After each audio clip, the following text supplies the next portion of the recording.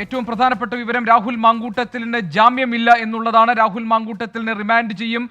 Medical റിപ്പോർട്ടിന്റെ പശ്ചാത്തലത്തിലാണ് ഈ തീരുമാനം ഉണ്ടായിരിക്കുന്നത്. നേരത്തെ ആരോഗ്യ പ്രശ്നങ്ങളുണ്ടെന്ന് രാഹുലിന്റെ അഭിഭാഷകൻ പറഞ്ഞിരുന്നു. പക്ഷേ അതിനുശേഷം കോടതി വീണ്ടും മെഡിക്കൽ പരിശോധന നടത്താൻ നിർദ്ദേശിച്ചിരുന്നു. ഇപ്പോൾ ജാമ്യമില്ല, ജാമ്യാപേക്ഷ തള്ളിയിരിക്കുന്നു വഞ്ചിയൂർ കോടതി. വിശദാംശങ്ങളിലേക്ക് പോകാം. എം ജി പ്രതീഷ് ഉണ്ട് വിവരങ്ങളുമായി. പ്രതീഷ്, രാഹുൽ മാങ്കൂട്ടത്തിലിന് ജാമ്യമില്ല, എന്തെല്ലാം വിവരങ്ങൾ? ഗോപികൃഷ്ണൻ പ്രതിഭാഗം കോടതിയിൽ ഉയർത്തിയ എല്ലാ വാദങ്ങളും തള്ളിക്കൊണ്ടാണ് യൂത്ത് കോൺഗ്രസ് അധ്യക്ഷന് ഇപ്പോൾ ജാമ്യം നിഷേധിച്ചിരിക്കുന്നത്. ഈ മാസം 22 വരെയാണ് രാഹുൽ മാങ്കൂട്ടത്തിലിനെ തിരുവനന്തപുരം വഞ്ചിയൂർ കോടതി റിമാൻഡ് ചെയ്തിരിക്കുന്നത്. പ്രധാനമായും പ്രോസിക്യൂഷൻ കോടതിയിൽ ഉന്നയിച്ച വാദങ്ങൾ കോടതി അംഗീകരിച്ചിരിക്കുന്നു എന്നതാണ് നമുക്ക് ഈ ഘട്ടത്തിൽ മനസ്സിലാക്കാൻ കഴിയുന്ന കാര്യം. ഗുരുതരമായ ആരോപണങ്ങളായിരുന്നു പ്രോസിക്യൂഷൻ രാഹുൽ മാങ്കൂട്ടത്തിനെതിരെ കോടതിയിൽ ഉന്നയിച്ചത്. കാരണം ഈ സെക്രട്ടേറിയറ്റ് മാർച്ചുമായി ബന്ധപ്പെട്ട ഉണ്ടായ അക്രമ സംഭവങ്ങളിലെല്ലാം നേതൃത്വം നൽകിയത് രാഹുൽ മാങ്കൂട്ടത്തിൽ എന്നായിരുന്നു പ്രോസിക്യൂഷന്റെ പ്രധാനപ്പെട്ട വാദം. ഒപ്പം രാഹുൽ മാങ്കൂട്ടത്തിൽ കലാപാഹ്വാനം നൽകി, പ്രവർത്തകർക്കിടയിൽ ഈ ആക്രമണം നടത്താൻ പ്രോത്സാഹനം നൽകി എന്നതടക്കമുള്ള വാദങ്ങൾ പ്രോസിക്യൂഷൻ ഉന്നയിച്ചിരുന്നു. ഈ വാദങ്ങളെല്ലാം പരിഗണിച്ചുകൊണ്ട് തന്നെയാണ് ഇപ്പോൾ രാഹുൽ മാങ്കൂട്ടത്തിന് ജാമ്യം നിഷേധിച്ചിരിക്കുന്നത്. മാത്രമല്ല, ഈ ആരോഗ്യ പ്രശ്നങ്ങൾ ഉള്ളതുകൊണ്ട് തന്നെ തനിക്ക് ജാമ്യം അനുവദിക്കണമെന്നൊരു വാദം തുടക്കം മുതൽ തന്നെ രാഹുൽ മാങ്കൂട്ടത്തിൽ കോടതിക്ക് മുന്നിൽ വച്ചിരുന്നു. ഇതിന് പിന്നാലെയാണ് വീണ്ടും ഒരു വൈദ്യപരിശോധനയ്ക്ക് വിധേയനാക്കാൻ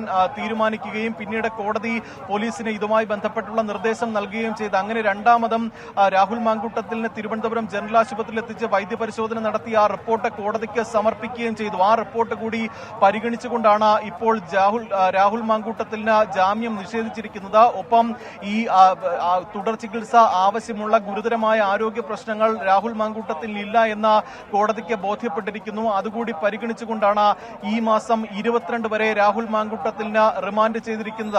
യൂത്ത് കോൺഗ്രസിനെ സംബന്ധിച്ച് അല്ലെങ്കിൽ കോൺഗ്രസിനെ സംബന്ധിച്ച് വലിയ ഒരു തിരിച്ചടി തന്നെയാണ്. കാരണം ഈ ജാമ്യം ലഭിക്കുമെന്ന് അവർ നേരത്തെ തന്നെ പ്രതീക്ഷിച്ചിരുന്നു. പക്ഷേ ഈ പ്രോസിക്യൂഷൻ വാദങ്ങളാണ് പ്രധാനമായും കോടതിയടക്കം പരിഗണിച്ചത്. മാത്രമല്ല, ഈ സെക്രട്ടേറിയറ്റ് സമരവുമായി ബന്ധപ്പെട്ട പൊതുമുതൽ നശിപ്പിച്ചു, ഒപ്പം ഈ ഉന്നത പോലീസ് ഉദ്യോഗസ്ഥർ അടക്കം ഈ ആക്രമണത്തിൽ പരിക്കേറ്റു എന്നതാണ് പോലീസ് കോടതിയിൽ പറഞ്ഞ കാര്യം. മാത്രമല്ല, ഇതിന്റെ വീഡിയോ ദൃശ്യങ്ങൾ അടക്കം അന്വേഷണ സംഘം കോടതിയിൽ ഹാജരാക്കിയിരുന്നു. പോലീസ് ഉദ്യോഗസ്ഥർക്ക് മർദ്ദനമേൽക്കുന്ന ദൃശ്യങ്ങളായിരുന്നു ഇതിൽ ഏറ്റവും പ്രധാനപ്പെട്ടത്. ഒപ്പം ഈ പ്രവർത്തകർ രാഹുൽ മാങ്കൂട്ടത്തിലിന്റെ നേതൃത്വത്തിൽ ഈ പോലീസ് ഉദ്യോഗസ്ഥരെ കയ്യേറ്റം ചെയ്യുന്ന കാഴ്ച, പട്ടിക പോലുള്ള മാരകായുധങ്ങൾ ഉപയോഗിച്ച് മർദ്ദിക്കുന്ന കാഴ്ച, ഇതടക്കമുള്ള ദൃശ്യങ്ങൾ സഹിതം കോടതിയിൽ ഹാജരാക്കിയിരുന്നു. ഇതെല്ലാം പരിശോധിച്ചുകൊണ്ട് ഇതിന്റെ ഏറ്റവും ആധികാരികമായ തെളിവുകൾ കൂടി പരിശോധിച്ചുകൊണ്ടാണ് ഇപ്പോൾ കോടതി അന്തിമ തീരുമാനം എടുത്തിരിക്കുന്നത്. എന്തായാലും 22 വരെ രാഹുൽ മാങ്കൂട്ടത്തിലിനെ റിമാൻഡ് ചെയ്തു എന്നതാണ് വഞ്ചിയൂർ മജിസ്ട്രേറ്റ് കോടതിയിൽ നിന്ന് നമുക്ക് ഇപ്പോൾ ലഭിക്കുന്ന വിവരം. അല്പസമയത്തിനകം തന്നെ വഞ്ചിയൂർ കോടതിയിൽ നിന്ന്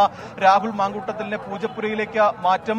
പൂജപ്പുരയിലായിരിക്കും രാഹുൽ മാങ്കൂട്ടത്തിനെ വഞ്ചിയൂരിലേക്ക് കൊണ്ടുപോകുക. സ്വാഭാവികമായും വലിയ തരത്തിലുള്ള ഒരു പ്രതിഷേധങ്ങൾക്ക് കൂടി സാധ്യതയുണ്ട്. കാരണം ഈ വിധി മുന്നോട്ട് വയ്ക്കുന്നത് അത്തരത്തിലൊരു പ്രതിഷേധങ്ങൾക്ക് തന്നെയാണ്. ഈ വിധി അറിഞ്ഞ ശേഷമായിരിക്കും ബാക്കിയുള്ള തുടർ നടപടികളും തുടർ പ്രതിഷേധങ്ങളും ഉണ്ടാവുകയെന്ന് യൂത്ത് കോൺഗ്രസും അടക്കം നേരത്തെ പറഞ്ഞിരുന്നതാണ്. അങ്ങനെയാണ് എങ്കിൽ പോലീസിനും സർക്കാരിനും വരും മണിക്കൂറുകളിൽ വലിയ തരത്തിലുള്ള ഒരു പ്രതിഷേധത്തിന് കൂടിയാണ് ഈ വിധി തുടക്കം കുറിക്കുന്നത്. എന്തായാലും ഈ കേസുമായി ബന്ധപ്പെട്ട 4ാം പ്രതിയാണ് രാഹുൽ മാങ്കൂട്ടത്തിൽ. 1ാം പ്രതി പ്രതിപക്ഷ നേതാവ് വി ഡി സതീശനാണ്. ഈ 1ഉം 2ഉം 3ഉം പ്രതികൾ ഈ പുറത്ത് നിൽക്കുകയാണ്. 4ാം പ്രതിയായ യൂത്ത് കോൺഗ്രസ് സംസ്ഥാന അധ്യക്ഷന്റെ പോലീസ് അതിനാടകീയമായി രാവിലെ വീട്ടിലെത്തി കസ്റ്റഡിയിലെടുത്ത് അറസ്റ്റ് ചെയ്ത് കന്റോൺമെന്റ് സ്റ്റേഷനിൽ എത്തിക്കുകയും പിന്നീട് കോടതിയിൽ ഹാജരാക്കി ഇപ്പോൾ റിമാൻഡ് ചെയ്തിരിക്കുകയും ചെയ്തത്. പ്രധാനമായും ഈ പോലീസുകാർക്കെതിരെ ഉണ്ടായ കയ്യേറ്റമാണ് ഏറ്റവും കൂടുതൽ പ്രകോപനം സൃഷ്ടിച്ചത്. കാരണം 3 പോലീസുകാർക്ക് ഗുരുതരമായി പരിക്കേൽക്കുന്ന ഒരു സാഹചര്യമുണ്ടായി. പൂജപ്പുര SHOയ്ക്ക് അസ്ഥിക്ക് പൊട്ടലുണ്ടായി. ഇത്തരത്തിൽ ഗുരുതരമായ ചില പരിക്കുകളും പോലീസ് ഉദ്യോഗസ്ഥർക്ക് ഉണ്ടായിരുന്നു. ഇതുകൂടി പരിഗണിച്ചാണ് ഈ 4ാം പ്രതി കൂടിയായ രാഹുൽ മാങ്കൂട്ടത്തിന്റെ അറസ്റ്റിലേക്ക് കടന്നതെന്ന വിശദീകരണമാണ് പോലീസിന്റെ ഭാഗത്ത് നിന്ന് ഉണ്ടായിരിക്കുന്നത്. മാത്രമല്ല, ഈ സെക്രട്ടേറിയറ്റ് മാർച്ചിൽ വലിയ തരത്തിലുള്ള പ്രതിഷേധം, അക്രമ സംഭവങ്ങൾ, സംഘർഷങ്ങൾ, കയ്യേറ്റം അടക്കം ഈ പ്രവർത്തകരുടെ ഭാഗത്ത് നിന്ന് ഉണ്ടായിരുന്നു. പോലീസ് ആദ്യഘട്ടത്തിൽ ഉൾപ്പെടെ സംയമനം പാലിച്ചപ്പോഴും പ്രവർത്തകരുടെ ഭാഗത്തു നിന്നുള്ള ഒരു പ്രകോപനമാണ് മാർച്ചിൽ ഉണ്ടായത്. അങ്ങനെയാണ് അതൊരു കയ്യേറ്റത്തിലേക്കും കയ്യാങ്കളിയിലേക്കും പോലീസുകാരെ അടക്കം മർദ്ദിക്കുന്ന ഒരു കാഴ്ചയിലേക്കും പോയത്. 24 അഞ്ചിന്റെ വജ്രത്തിളക്കം.